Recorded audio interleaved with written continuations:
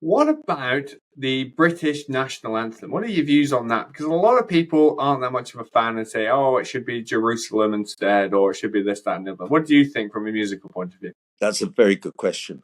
And actually, I do wish that Parry had written the national anthem because he would have come up with something better than. Now, of course, I admire Thomas Arne, who wrote our national anthem. It's not as he wrote it. The tune is actually dum dum dum da da da dum dee dum da da da dee dee dee da dum da dum, and then dee dee dee dee dee dee dee dee dee dee dee dee dee dee dee dee dee.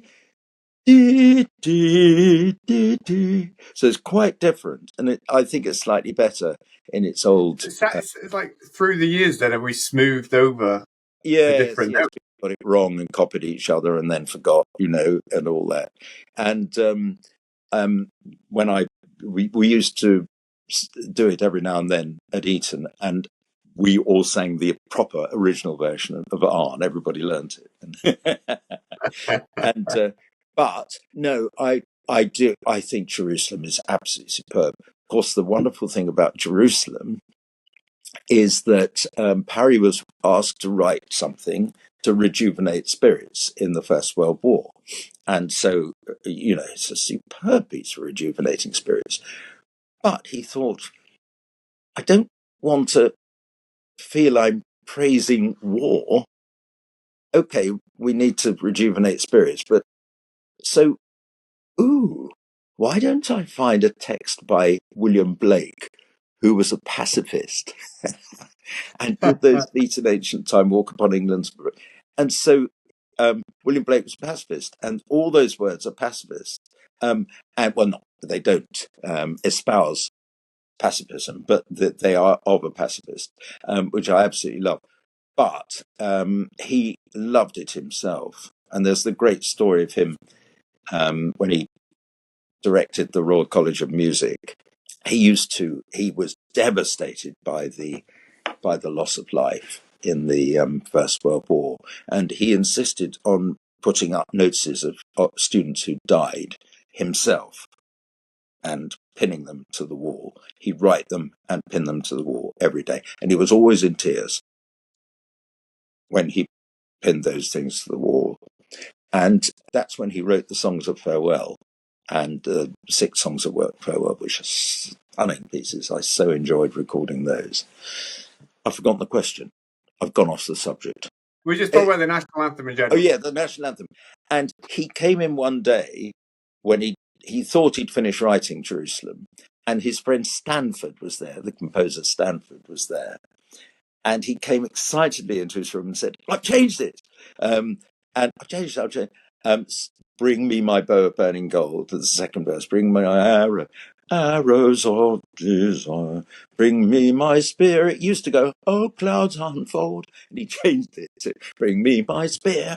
Oh, clouds unfold. And he was terribly pleased with it. Nowadays, we all enjoy that bit, don't we? Oh, clouds unfold. Well, he just thought that up the second day.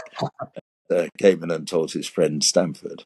But there's so many good pieces by Parry, like I Was Glad, which just expresses such wonderful emotion. The words are slightly wrong, actually, of it, because the Old Testament made mistakes sometimes in translation. And it should be not our feet shall stand, but our feet now stand, because it's going to somewhere you've been promised.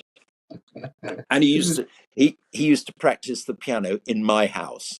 Not when I was there, but in where I lived in Eton, happened to be a place which was attached in those days to a boy's house, and they used to go and practice the piano in that room. So I could think, I'm now playing the piano in the same room as Parry did when he was a boy at Eton.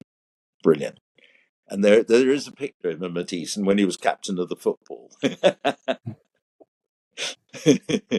So that linking of history and place with you currently singing, or certainly leading a choir in their singing, it must be so satisfying on so many levels to be involved in something in which you love, but then also in settings, churches, chapels, cathedrals, that are so awe-inspiring and have lasted for so long?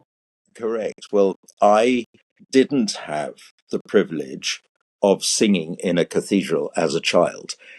This country is astonishing for the opportunity it gives to boys and girls aged 7 and upwards to go and sing in cathedrals for several times a week, and during their term time.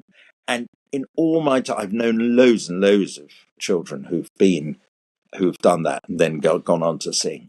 And not one of them has ever said, if I'd done a bit less singing, I might have done better in my exams. Not one.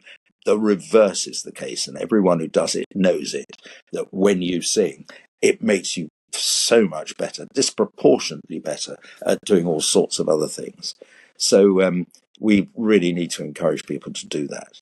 And actually, I've done that in Pimlico here with the vicar. The vicar and I started a thing called the Pimlico Musical Foundation, because none of the primary schools did singing when I first got here.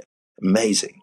And now they all do, because we get people to support it and support singing teachers coming into the schools to teach them. And I'm very keen to transfer that to other places, other cities, and other appropriate places where the same thing could be done.